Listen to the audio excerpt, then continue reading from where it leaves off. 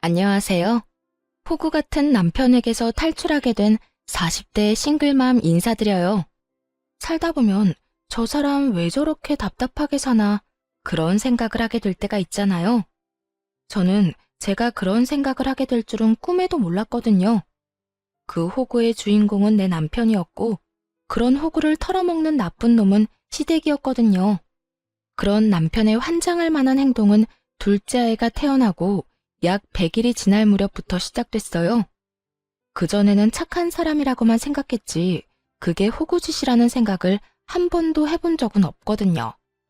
그런데 이번에 터진 그 일로 저는 남편이 호구 중에서도 상호구라는 것을 눈치챌 수 있었죠. 어느 날 퇴근 시간이 아닌데 일찍 집에 돌아온 남편과 마주했어요. 저는 그때 첫째 아이를 어린이집에 보내고 둘째 아이를 돌보고 있었죠. 아직 100일밖에 되지 않은 아이라 부모의 손이 많이 필요했거든요. 그런데 남편이 일찍 오니 연차라도 썼나 보다 하고 가볍게 생각했어요. 그런데 그 뒤에 나온 남편의 말은 전혀 가볍지가 않더군요. 웬일이야? 오늘 일찍 왔네? 둘째 봐주려고 일찍 온 거야? 저는 장난스럽게 남편에게 물었고 남편은 이상한 표정으로 저를 보더군요. 그러더니 한숨을 푹 쉬고는 말하더라고요. 여보, 나 일 그만뒀어. 갑자기 그게 무슨 말이야? 일을 그만둔다니. 당신 일한 지 얼마나 됐다고 일을 그만둬? 애가 지금 둘이야. 거기다 하나는 100일밖에 안 되고. 내가 프리랜서로 일하긴 하지만 그거 가지고 택도 없다는 거 당신도 잘 알잖아. 혹시 회사에서 무슨 일 있었어? 그냥 좀 회사에서 일이 있었는데 권고사직 당했어. 제발 일 그만둬 달라고 하더라. 솔직히 내가 뭘 잘못한지도 모르겠고 나한테 컴플레인이 계속 온다는데 그것도 뭔지 모르겠어. 근데 원래부터 내가 그렇게 그 회사에 애정을 가지고 있었던 건 아니잖아. 여보, 그 문제가 아니야. 분명히 당신이 힘들면 그만둘 순 있어. 하지만 나한테 상의라도 했어야지. 지금 당장 돈도 없는데 당신까지 일 그만두면 우린 어떡하냐고. 괜찮아. 형이 연락해줬어. 자기 회사로 들어오래. 아주버님이? 저는 남편의 그 말에 기분이 확 안 좋아졌어요. 아주버님과 형님네는 저와 그렇게 좋은 관계는 아니었거든요. 그렇다고 눈에 띄게 자주 부딪히는 건 아니었지만 그렇다고 그 사람들이 남편에게 굉장히 잘하는 것도 아니었거든요. 게다가 저는 가까운 사이에는 도리어 이런 일 안 하는 게 낫다고 생각하는 사람이라 난색을 표할 수밖에 없었어요. 괜찮아. 형이 지금보다 훨씬 좋은 조건으로 고용해주겠대. 그리고 엄마도 형 밑에서 일하면 더 나을 거라고 이야기해줬고. 당신만 허락하면 형 밑에서 일해보고 싶은데 어때? 미안한데 나는 정말 별로야. 당신도 알겠지만 아주버님 딸밖에 없다고 어머님이 매번 뭐라고 하시잖아. 그러면서 우리 애들은 두둔하니까 그거 눈치 보는 것만으로도 나는 버거워. 혹시라도 당신이 형 밑에서 일하다가 어머님 한마디에 서운해서 당신한테 해코지 할까봐 겁도 나고. 솔직히 나는 시댁도 아주버님도 가까이 하고 싶진 않다고. 내 자식 좋은 대접 받는다고 남의 자식 힘든 거 보고만 있는 것도 좀 아니잖아. 당신이 아주버님네랑 가까워지면 가까워질수록 그런 상황이 더 많을까봐 걱정부터 된다고. 무슨 생각을 그렇게까지 해? 그런 거 아니야. 어머니는 우리 애들 좋아하는 것뿐이고 형네는 부러워하는 거지. 그냥 그렇게 생각하고 치워. 그리고 지금 당장 어차피 일할 곳도 못 찾아. 아니면 다른 일자리 찾을 때까지만이라도 형 밑에서 일 좀 할게. 당신도 그게 더 편하잖아. 한 달 돈 버는 것도 아까운 처지에. 확고한 남편의 의지에 저는 어쩔 수 없이 허락을 할 수밖에 없었어요. 제 허락이 없다 하더라도 남편은 할 것처럼 보였으니까요. 대신 제가 할 수 있는 말은 그것뿐이었어요. 근로계약서 꼼꼼하게 써. 그리고 계약서에 쓰여 있는 것만 해. 이상한 거 시키고 그러면 꼭 말하고. 난 좀 걱정이야. 당신이랑 10살 이상 차이 나는 형님이 당신을 얼마나 가볍게 보는지 아니까. 혹시나 아무거나 다 시킬까봐 그게 걱정이라고. 괜찮아, 그럴 일 없어. 형이 왜 나한테 그러겠어? 그럼 허락한 걸로 알고 형한테 이야기한다. 즐거워하며 자기 형에게 전화를 거는 남편을 보니 더 이상 뭐라 할 순 없겠더라고요. 그리고 남편도 애가 아니니 자기 앞가림 정도는 알아서 하겠지. 그런 낙관적인 생각도 하고 있었고요. 솔직히 그때는 애 둘을 보느라 진이 다 빠져서 더 깊게 생각하고 싶은 마음도 없었어요. 그런데 한 달, 두 달, 세 달이 지나가면서 저는 점점 제가 그때 남편을 말리지 못했던 것을 후회하게 됐어요. 남편이 아주버님 밑에서 일하면서 하루가 멀다 하고 회식에 야근을 하는 거예요. 이전 직장에서보다 더 많이요. 그러니 오롯이 집안일과 육아는 제 몫이 되어야 했고요. 프리랜서라 남편이 월급만 꼬박꼬박 갖다 준다면 애 보고 집안일하는 거 그렇게 문제는 없었거든요. 그런데 남편은 그렇게 야근과 회식을 하는데도 야근 수당 한 번 받아온 적이 없었어요. 딱 월급만 받아왔죠. 그렇다고 그 월급이 많았냐? 그것도 아니었어요. 300만 원도 안 되는 월급을 주면서 부려먹기는 한개 끝까지 부려먹히고 있는 거였죠. 남편에게 이야기하려고 몇 날 며칠을 벼르고 있는데 일주일 동안 새벽녘이 다 되어서야 들어오더라고요. 그런데 문제는 제가 아니라 저희 아들이었어요. 아들이 저녁마다 아버지가 보고 싶어 베란다에서 아빠를 기다리는 것이 화근이 됐죠. 애를 말리긴 했지만 애기는 아빠가 보고 싶다며 계속 떼를 썼고 그렇게 베란다에서 놀다가 초가을 찬바람에 결국 감기에 걸려버린 거예요. 아주버님 회사에 들어가기 전까지는 그래도 남편도 아이들에게 성실하고 좋은 아버지였어요. 첫째 아들과는 많이 놀아주기도 했고요. 그런데 둘째 아들이 태어나고 나서부터는, 아니, 아주버님 회사에 취직하고 나서부터는 아이들과 놀아준 일도 없고 아이들을 안아준 적도 거의 없었어요.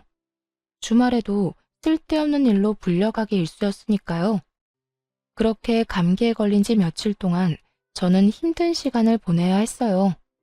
첫째 아이가 감기가 걸리니 둘째 아이까지 감기가 걸릴까봐 분리를 시켰어야 했고 그걸 혼자 힘으로 해야 했으니까요.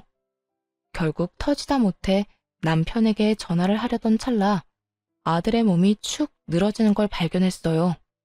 깜짝 놀라 체온계를 재보니 열이 엄청 올랐더군요. 39도까지 올라가는 열 때문에 깜짝 놀란 저는 남편에게 전화를 했어요. 남편이 집에 올 시간쯤이었거든요. 남편이 퇴근해서 집에 오면 아이 둘을 데리고 병원을 갈 생각으로 남편에게 전화를 한 거였어요. 당신 지금 어디야? 집에 안 와? 퇴근 시간이잖아. 뾰족하게 곤두서 있는 제 목소리에 남편이 신경질적으로 이야기하더군요. 갑자기 왜 전화해서 짜증이야? 나 오늘 회식이라고. 밥 먼저 먹든지 알아서 해. 내가 그깟 밥 때문에 전화한 줄 알아? 지금 첫째 열나서 병원 가야 해. 내가 애들 둘을 다 데리고 혼자 병원을 어떻게 가? 둘째가 아직 돌도 안 지났는데. 당신이 와야 병원이라도 갈 거 아니야. 나 없으면 아무것도 못해? 그럼 택시라도 타고 가. 네가 없어서 아무것도 못하는 게 아니라 이럴 때라도 좀 곁에 있으라고 전화를 한 거야. 네가 그러고도 아빠야? 애가 너 찾다가 감기 걸리고 열까지 나는데 제정신이면 회식 제쳐두고서라도 달려와야지. 나한테 애 다 맡겨놓고 너 도대체 뭐 하는 거야? 너 아주버님 회사 들어가고 이상해진 거 알아? 뭐 약점이라도 잡혀서 휘둘리는 거야? 아니면 나랑 헤어지고 싶어서 선 긋는 거야? 그런 거 아니야. 제발 좀 그만해. 어쨌든 나 오늘 일찍 못 들어가니까 당신 알아서 애 병원 데리고 가든지 해. 남편 목소리 너머로 들리는 아주버님의 웃는 목소리 때문에 저는 더 열이 받았어요. 남편이 제 이야기를 듣지도 않고 바로 전화를 끊어버리자 저도 열이 받을 대로 받았죠.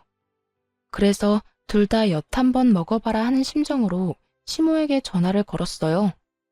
그래, 무슨 일이냐 갑자기. 애가 아프다고 하지 않았어? 네, 어머님. 지금 아기가 열이 심해서 병원을 가봐야 할 것 같아요. 근데 애 아빠가 오늘 회식이라서 늦는다고 하네요.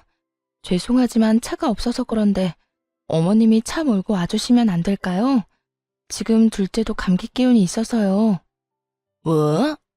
아니, 이 녀석은 애가 아프다는데 무슨 야근이야? 알았어. 잠깐만 기다리거라. 내가 차 몰고 가마. 시모는 참 옛날 사람이었어요. 남아 선호 사상 아시죠? 딸만 셋인 아주버님네 손녀들보다 저희 집 손자들을 더 관심 있게 지켜보셨죠. 그래서 가까이 하기 어려웠지만 그렇기 때문에 이런 때에 시모를 불러드린 거예요. 귀한 손주 내팽개친 남편놈과 아주버님 욕 좀 보시라고요. 시모가 차를 몰고 와서 부랴부랴 병원으로 갔어요. 첫째는 감기에서 폐렴으로 진행이 된 상황이었고 둘째도 감기 초기였죠. 폐렴이라는 얘기에 시모가 저에게 화를 내더군요. 너는 일하는 것도 아닌 게 도대체 집에서 뭐 하느라 애를 이 지경으로 방치를 시켜? 우리 귀한 손주들한테 무슨 일 생기면 어쩌려고 그래? 너 정말 정신 안 차릴 거니? 도대체 폐렴이 뭐야, 폐렴이? 어머님, 제가 열심히 하고 싶어도 할 수가 없는 게 현실이에요. 첫째가 왜 아픈지 말씀드릴까요?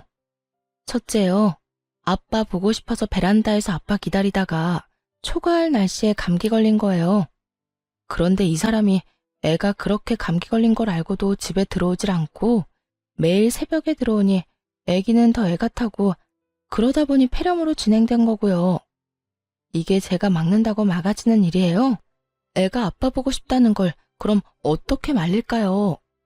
그리고 저도 이제 마냥 애만 볼 수도 없어요. 남편 월급 300만 원도 안 되게 벌어오는데 지금 애들 독방 육아에 집안일까지 제가 다 해야 하고 생활비조차 제대로 나오지 않아서 저도 일해야 할 판이라고요. 그런데 더 열받는 건 이 와중에 회식을 자기 돈으로 하고 있더라고요. 남편 말로는 아주버님이 나중에 다 돌려준다고 얘기했는데 그 말만 벌써 2달째예요. 돈 돌려준 적 없고요. 제가 이렇게 살아서 뭐해요? 애는 아빠 기다리는데 아빠는 매일 회식에 야근이지. 야근 수당도 안 나와서 생활비는 매달 부족하지. 저 이번 달에 남편 얼굴 제대로 본 거 5일도 안 돼요. 어머님, 이런 식으로 일하는 게 맞나요?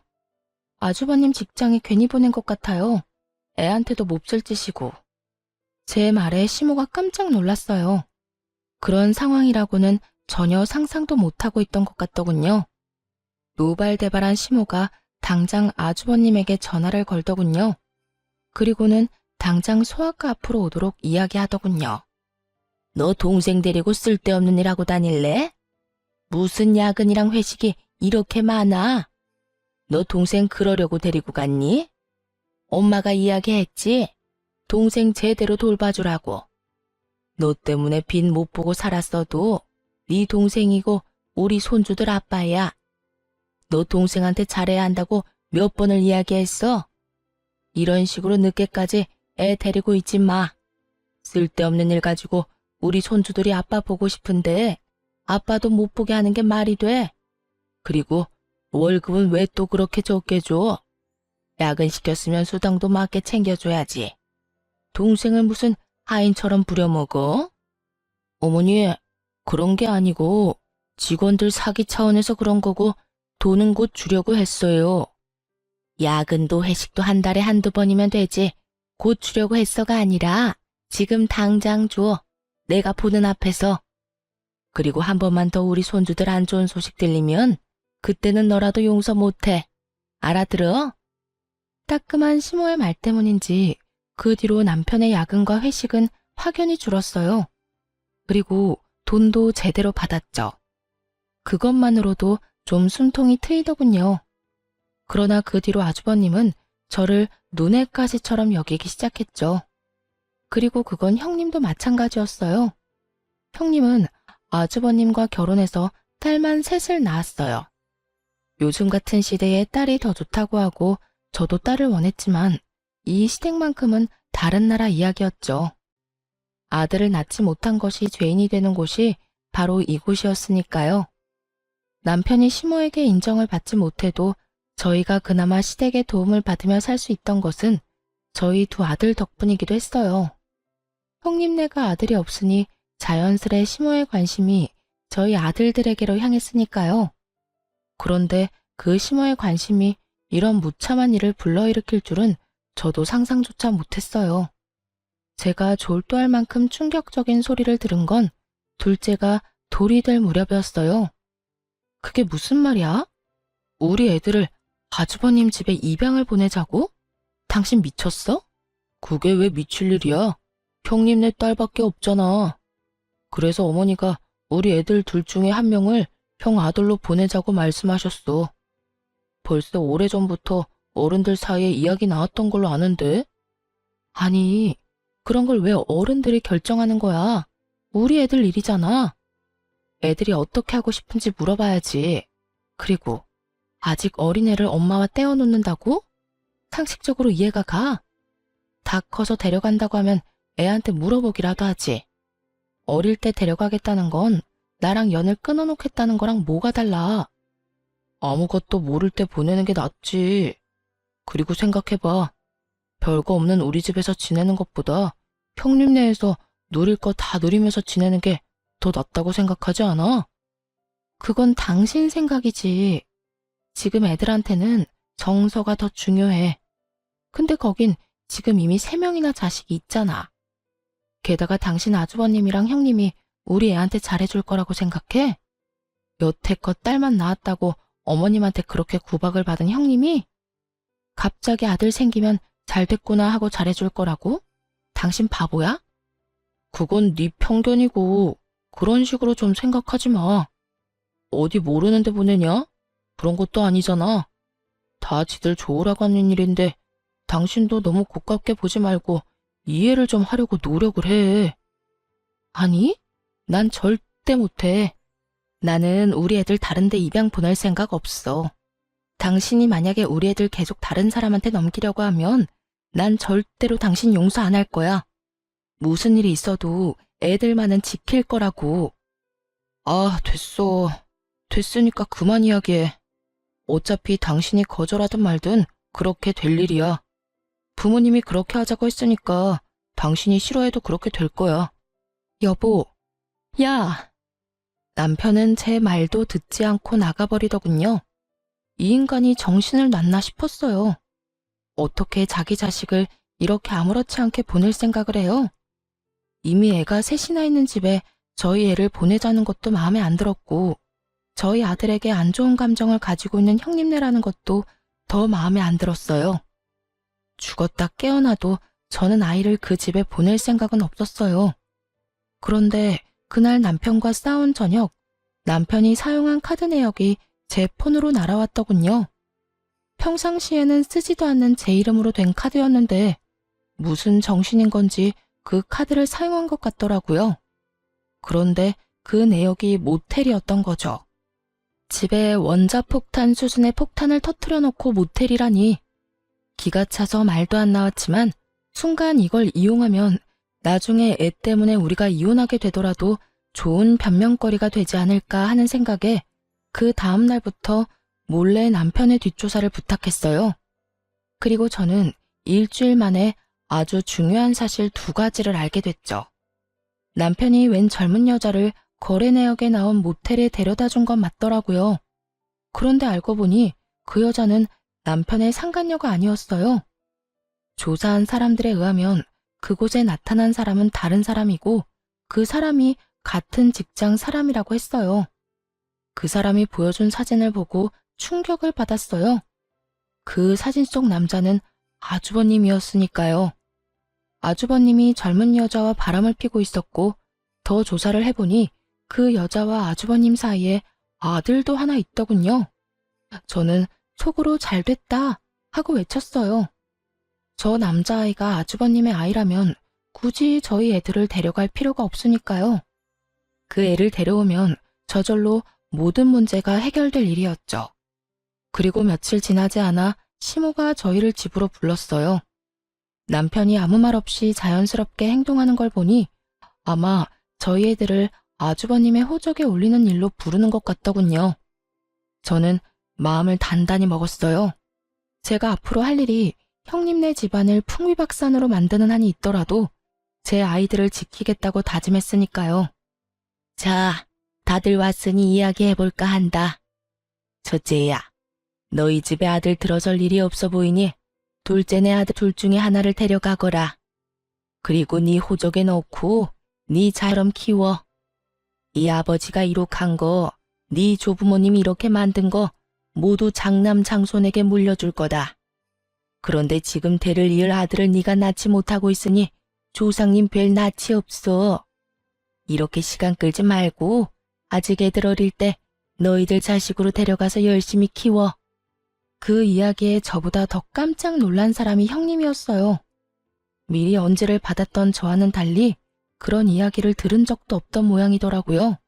형님이 비명 같은 소리를 지르며 말하더군요. 어머님, 그게 무슨 소리예요?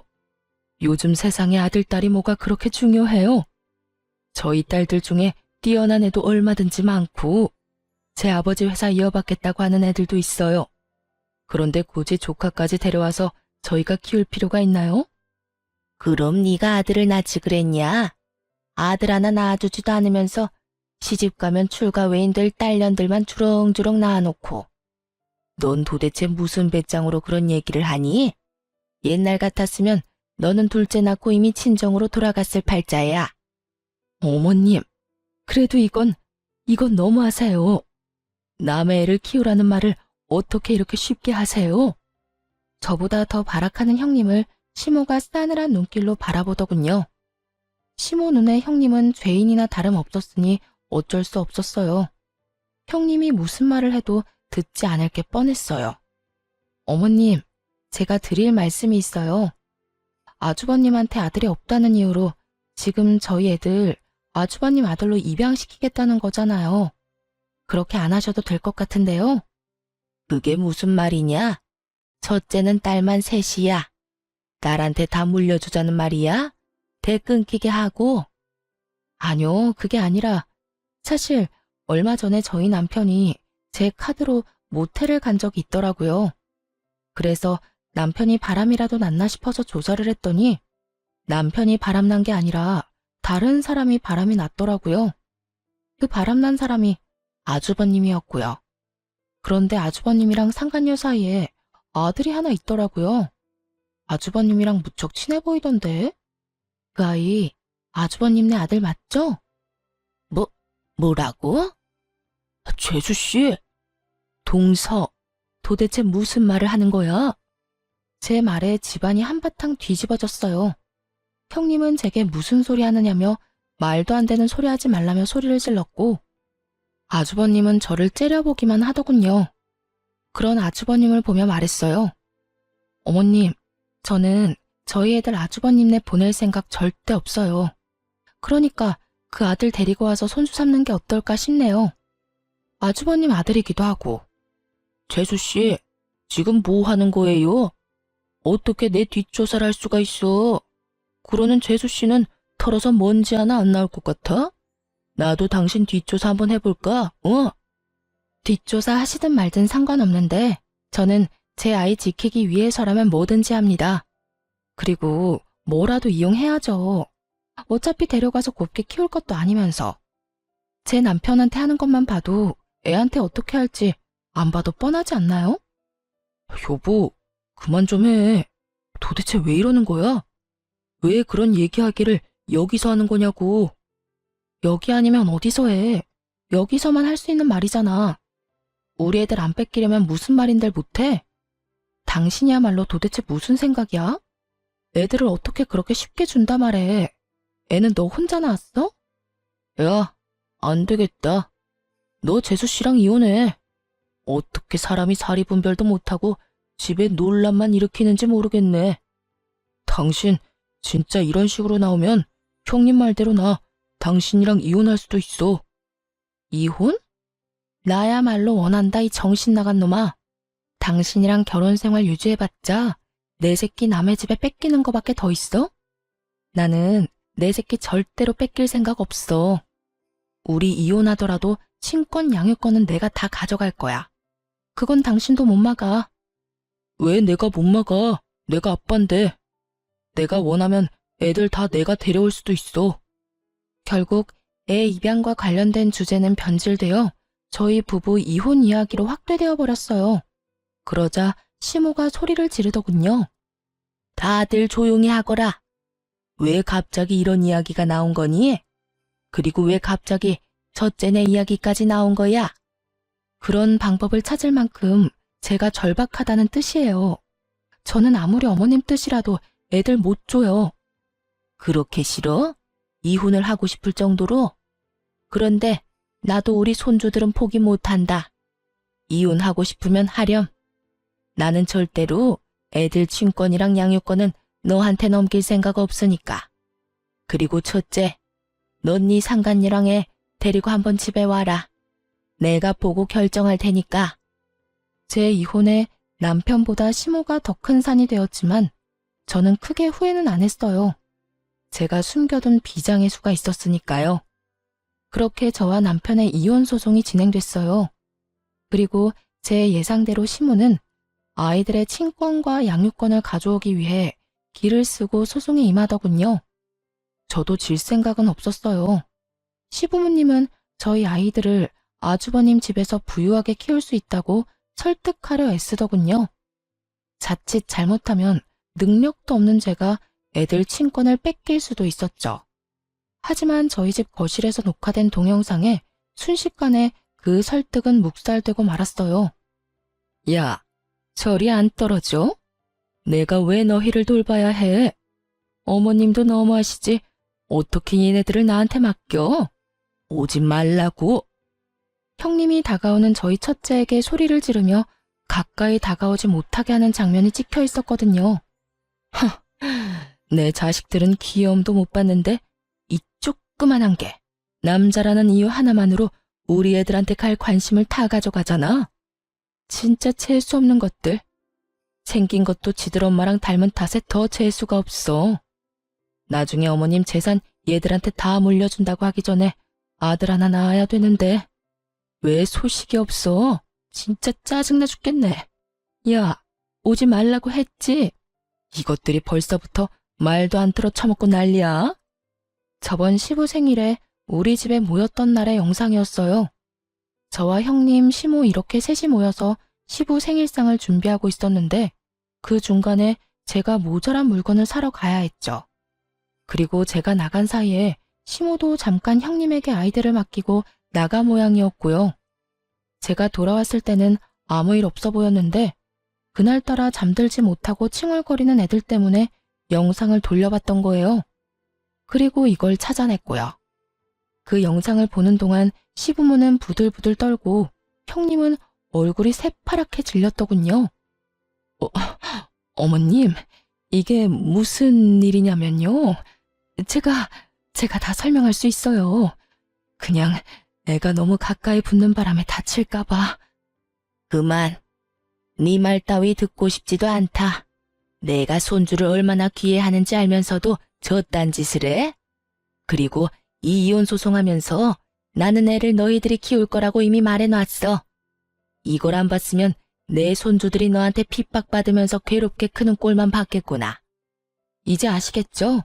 시댁 어르신 두 분은 연세 때문에 안 될 거고 형님네는 우리 애들 잘 키울 수 없는 환경이고 그리고 저 사람은 자기 자식을 다른 집으로 입양 보내자고 하는 놈이니 양육자가 될 수 없죠. 그러니 잘 아셨으면 이 정도에서 물러서시는 게 어때요? 저희 애들 말고 데려온 애 있잖아요. 아주버님네 아들. 차라리 그 애를 자식으로 들이세요. 저희 애들 불쌍하게 만들 생각 마시고. 그 애는 자식으로 들이려니 자기도 같이 이 집에 들어오는 게 아니면 싫다는구나. 내가 첫째 며느리 생각해서 여태까지 그 애 들이는 거 그다지 좋게 생각하지는 않았는데 오늘 이 영상을 보니 생각이 좀 달라지네. 시모의 차가운 눈빛이 형님을 훑고 지나갔고 형님의 얼굴이 차갑게 굳었어요. 어머님, 아니죠? 설마 그 여자 진짜로 이 집에 앉힐 생각이세요? 내가 왜 못하니? 너희 이혼시키면 그 여자도 이 집에 들어올 자격은 충분하지. 내가 가만 보니 자식은 제 어미가 키워야겠더구나. 어린 것 핍박하는 널 보니 그런 생각이 더 들어. 결국 시모 눈밖에 난 형님이 눈물을 주룩주룩 흘리며 시모에게 안 된다고 소리를 지르더군요. 그렇게 저의 이혼은 양육권, 친권 모두 제가 가져온 것으로 마무리가 됐어요. 저는 아이들을 데리고 분할된 재산과 위자료를 받고 친정으로 돌아가기로 했어요. 그런데 편안해진 건 저뿐이었더라고요. 시댁은 여전히 난리가 난 상황이었죠.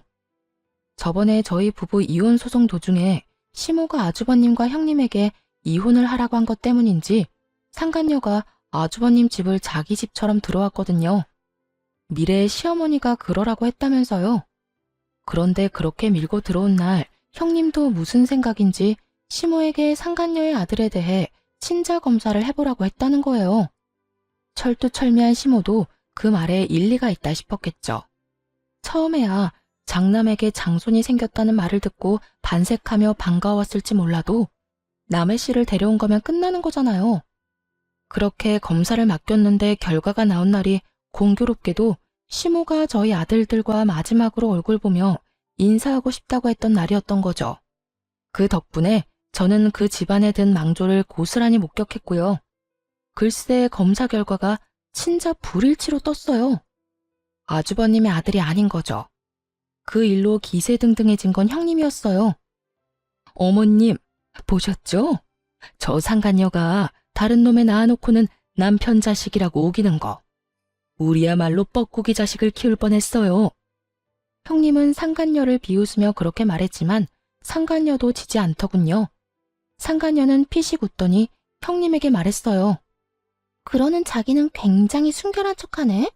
당신이 나보다 더하면서 어떻게 된 게 애 셋이 전부 남편 자식이 아닐 수가 있대? 그렇게 내놓은 것은 세 딸과 아주버님의 친자검사 결과였어요. 집에 쳐들어와서 뭘 하나 싶었는데 형님네 딸 셋의 친자검사를 맡긴 거였더라고요. 자기 자식이 아주버님의 친자가 아니라는 사실을 알고 물귀신 작전을 쓰려는 생각이었던 것 같더라고요. 내가 아니면 너도 못 가진다. 뭐 그런 생각이었겠죠. 어머님, 아니에요. 설마 애들이 남편 자식이 아닐 리가 없잖아요. 정말로 믿어주세요. 네? 이 미친 것들이 전부 입 닥쳐. 그래, 정리해보면 여기 이 자리에 내 손주가 아니라고 판명된 아이가 넷이나 된다는 거야? 그것도 처대 자식들만. 그렇죠. 그리고 솔직히 저도 좀 억울한 게 제가 이 사람 자식 낳아주고 싶었어요. 그런데 이 사람 무정자증인 거 아세요? 내가 아는 병원 통해서 슬쩍 확인해 본 거예요. 우리한테 뭐라 하실 게 아니라 씨 없는 당신 자식한테 뭐라고 해야지. 아주버님의 상간녀는 아주 거침이 없더군요.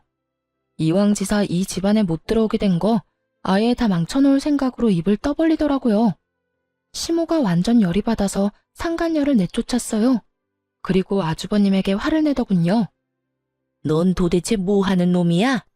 여태껏 네 몸 상태 하나 확인도 못해? 자식이 네 자식처럼 안 생긴 것 같다는 생각도 못했어? 왜 그 모양이야? 우리가 지원을 해주면 지원해주는 만큼만이라도 돌아오는 게 있어야 할 거 아니야? 지금 네 꼴을 좀 봐라. 마누라도 심지어 네 애인마저도 너를 호구로 삼았잖아. 어머니, 제가 당하고 싶어서 당했어요? 쥐들이 속이려고 하는데 제가 어떻게 안 속아요? 너 당장 병원 가서 진짜로 네가 무정자증인지 알아와. 지금 당장. 그리고 첫째 며느리 너. 아니지. 이제는 며느리도 아니지. 네 년도 당장 내 눈앞에서 꺼져. 네 새끼들 내 눈앞에 보이기만 해. 시모의 서슬퍼런 노성에 형님도 후다닥 도망갔고 아주버님도 사라졌죠. 저는 태풍같이 지나간 시댁 거실에서 전 남편과 조용히 앉아 있었어요. 오늘이 마지막 날이라는 생각에 가벼운 마음으로 왔는데 이런 즐거운 구경을 할 줄은 몰랐거든요. 속으로는 웃으며 겉으로는 최대한 차분한 표정으로 앉아 있었어요. 그랬더니 시모가 저를 보고 말하더군요. 너도 설마 딴 남자애들 데려온 건 아니지? 그렇다고 보기엔 애들이 둘째 어릴 때랑 똑 닮긴 했지만. 이 사람 아이 맞아요. 검사는 해도 상관없는데 검사 후에 애들 데려가지는 못하실 거예요. 저희 이혼했잖아요. 애들 친권은 제가 가지기로 했고, 시모 눈에 후회가 가득 맺히더군요. 이럴 줄 알았으면 그때 무리를 해서라도 애들을 데려왔어야 했다는 표정이었어요. 시모가 전 남편에게 묻더군요. 그러면 너는 정상이겠지. 올해 안에 여자 데려와서 결혼해서 아이 낳도록 해봐. 아들만 낳으면 내가 다 지원해 줄 테니. 어머니, 그런데 어쩌죠? 저 이미 묶었는데요. 그 말에 시모 눈이 동그래지더니 소리를 질렀어요. 뭐를 묶어? 너 설마 진짜로 정관수술한 거야? 미쳤어? 왜 네가 그딴 걸 해? 왜? 그야 아들이 둘이나 있으니까 더 이상 아들 낳을 필요는 없겠다 싶어서 그냥 묶은 거예요. 저희 형편에 애만 더 늘면 뭐해요? 흥분의 집에 애 늘면 더 가난해지기밖에 더 하겠어요? 왜 네가 흥분의 집이야? 우리가 흥부야? 요즘 어느 흥부가 건물 가지고 있어? 그치만 그거 저한테 주실 생각 없잖아요. 지원도 다 형한테만 해주고 저는 관심 밖이었잖아요. 결혼할 때도 저희한테 도움 준 것도 없고 생각해보니 진짜 아무것도 해준 게 없잖아요. 형 반만이라도 해줬으면 제가 이런 꼴이진 않겠죠.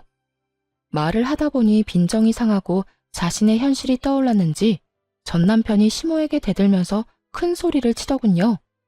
그런 둘째 아들 반항을 처음 겪었는지 시모 얼굴이 거의 황당과 경악으로 물들었어요.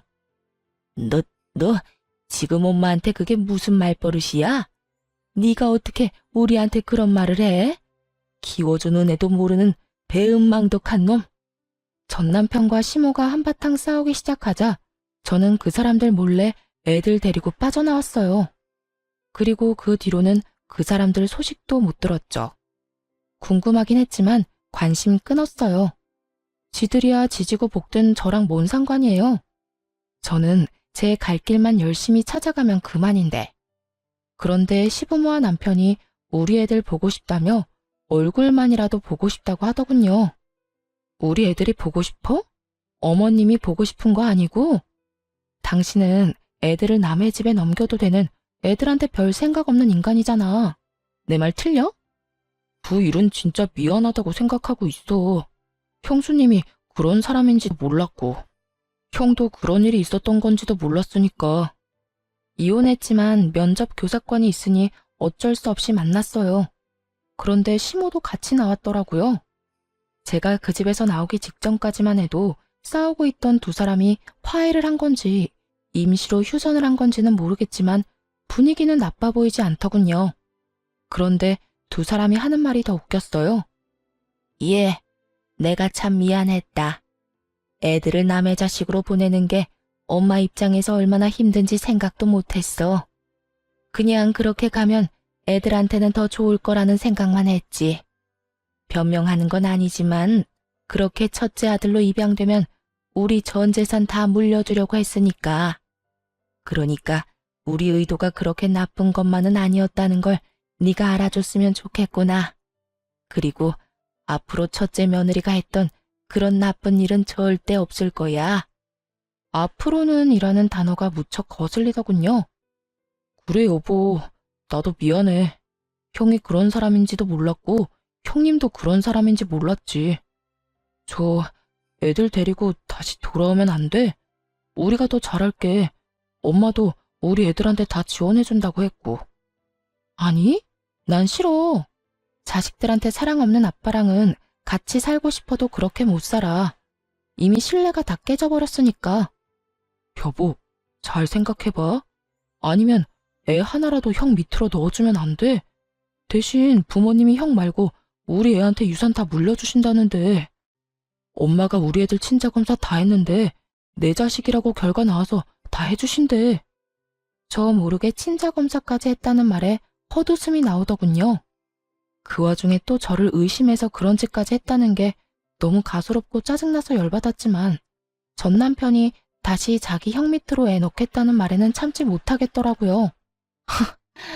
너 진짜 웃긴다. 또 친자검사는 언제 했대?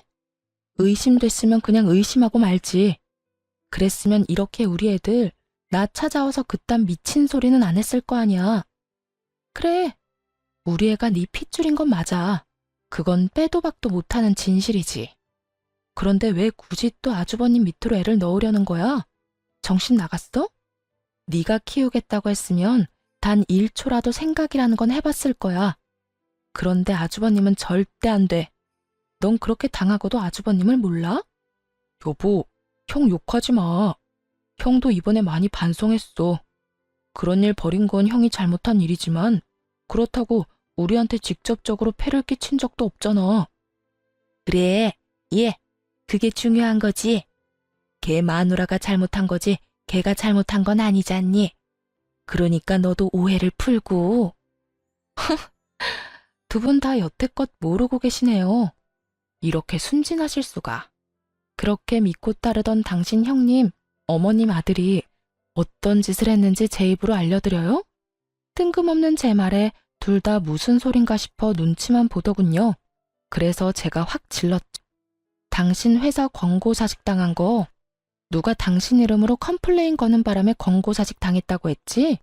그거 누가 그런 건지 알아? 당신이 그렇게 믿고 있던 당신 형님이 한 짓이야. 뒤로 손 써서 계속 컴플레인 넣은 거 당신 형님이라고. 미친 거 아니야? 우리 형이 왜 그런 짓을 해? 그래, 아들이 그런 일에서 뭘 얻는다고 그런 짓을 하니? 분명 네가 잘못 알고 있는 걸 거야. 네가 과대망상인 거지. 그럼 확인 한번 해보실래요? 저는 그 자리에서 폰을 꺼내 아직까지 저장되어 있던 아주버님 전화번호로 전화를 걸었어요. 무슨 일로 전화했습니까? 우리 사이에 전화 같은 거 할 일은 없을 텐데. 한 가지 너무 궁금한 게 있어서 전화했죠. 우리 남편 왜 일 그만두도록 만들었어요? 아니, 이혼까지 했으면서 이제 와서 그건 왜 궁금합니까? 저도 이유는 알아야 속이 편하죠. 그건 저도 알아야겠어요. 말씀해 주실 수 있나요? 말 못할 것도 없죠. 어차피 그놈이랑 연락도 안 할 거 아닙니까? 아니, 인간적으로 재수 씨가 잘못하긴 했잖아요. 그쪽 애들 때문에 갑자기 부모님이 동생한테 관심 가지는 것도 눈에 거슬렸고, 동생이 또 워낙 유명한 호구 아닙니까? 부려먹기 딱 좋잖아요. 이혼할 때까지는 잘 써먹었는데 이혼하고 충격을 좀 받았는지 요새는 조금 제정신으로 돌아왔던데요. 뭐 솔직히 그렇게 부려먹을 때는 재수 씨도 같이 괴롭힐 수 있어서 좋았으니까 지금은 그렇게 과하게 괴롭힐 일도 없고. 절 괴롭힐 목적이었으면 이혼하고 그 사람 놔줬어도 됐잖아요. 그런데 여전히 그 회사 다니던데 왜 그런 거예요? 참 순진하시네. 내 밑에 있어야 부모님 유산을 내가 다 가질 수 있는 거 아니겠어? 그 자식이 내 눈밖에 나면 뒤로 딴 주머니 찰지도 모르고 내가 자식이 없어서 어떻게 될지 모르잖아. 오늘 내일 하는 놓친 애들 곧 있으면 세상 하직할 텐데 그러면 재산은 다 나한테 와야지. 그딴 놈한테 한 푼이라도 넘어가는 건 낭비야, 낭비. 내가 여태 부모님한테 왜 잘했는데? 그 유산 때문인데 막판에 동생 새끼가 추월하도록 놔두는 게 말이 되겠어? 저는 그 이유까지 스피커폰으로 전 남편과 시모에게 모조리 들려줬어요. 그리고는 어깨를 으쓱했죠. 시모와 전 남편의 분노는 상상을 초월했어요. 이 미친놈이 동생을 그렇게 생각하고 있었단 말이야? 씨도 없는 주제에 재산을 다 가로챌 생각까지 하고. 내가 너한테 잘해주는 게 아니었다. 그게 아니었어. 어머니? 어머니가 왜 재수 씨랑 같이 있어요? 나 내일부터 회사 안 나갈 거니까 퇴직금이랑 여태 야근하고 못 받은 돈 다 정산해서 돌려내. 안 주면 노동청에 신고할 거야. 그리고 두 번 다시 나한테 형이라고 불릴 생각하지도 마. 이 나쁜 새끼. 너까지 왜? 아이씨, 너희들 짜고 지금 나 엿먹인 거야? 재수씨, 어떻게 이럴 수 있어요? 재수씨고 뭐고, 넌 이제 국물도 없을 줄 알아. 이 호로 자식 같으니라고. 너 같은 놈을 믿은 내가 미친년이지. 뭐? 오늘 내일 하는 놓친네? 네가 네 부모님을 어떻게 생각하는지 잘 알았다. 결국 두 사람의 분노를 고스란히 받아내던 아주버님은 황급히 전화를 끊어버렸고 두 사람은 씩씩대며 본인들의 집으로 돌아갔어요. 나중에 들어보니 시부모 재산은 사회에 환원하기로 유언장을 작성했다고 하더군요. 그거 듣고 아주버님과 전 남편 어떻게 그럴 수 있냐고 난리치고 그날 완전 동네 떠나가라 소리쳤답니다. 전 남편은 그제야 제정신이 들었는지 새 직장 찾으러 떠났지만 이미 나이도 들었고 경력은 별거 없는 상태였으니 취직도 제대로 못하고 상하차 알바를 하고 있다더군요. 힘쓰는 일 하느라 골병 들었다고 하더라고요. 그리고 이 집의 최대 빌런 아주버님은 와이프에게 이혼당하고 시댁에 들어와 살고 있었다는데 이번에 동생 호구로 잡고 부모님 유산 탐낸 것 때문에 시모가 시댁에서 쫓아냈다고 하더라고요. 정말 시댁이라는 그 견고해 보이던 성이 와장창 무너지는 건 정말 순식간이더군요. 저는 아이도 지키고 재산 분할도 받았으며 위자료까지 받고 친정집에서 애 키우며 살고 있어요. 정말 이혼을 결정하고서 무슨 정신이었는지도 모를 정도로 바쁘게 살았어요. 호구였던 전 남편과 그런 호구를 뜯어먹으려 했던 시아주버님, 그리고 그런 두 자식에게 배신당한 시부모까지 아주 대환장 파티를 한번 겪고 나니 솔직히 이혼하길 잘했다는 생각밖에 들지 않더군요. 그런 환경에서 애를 키우면 더 안 될 것 같다는 생각만 들었으니까요. 저처럼 답답한 분들도 많이 있을 거예요. 여러분, 호구와 성격 좋은 건 다르더라고요. 그걸 착각하면 저처럼 고생하게 될 수도 있으니 주변을 잘 살펴보세요. 후회는 언제나 지각생이죠. 그래도 지각을 하더라도 빨리 벗어나는 건 무엇보다 더 중요하다고 말하고 싶네요. 언제까지고 후회만 하고 있다가는 언젠가 자신의 삶마저 휘말릴 수도 있으니까요. 제 사연 읽어주셔서 감사합니다. 여러분에게는 밝은 앞날만이 함께하길 바래요.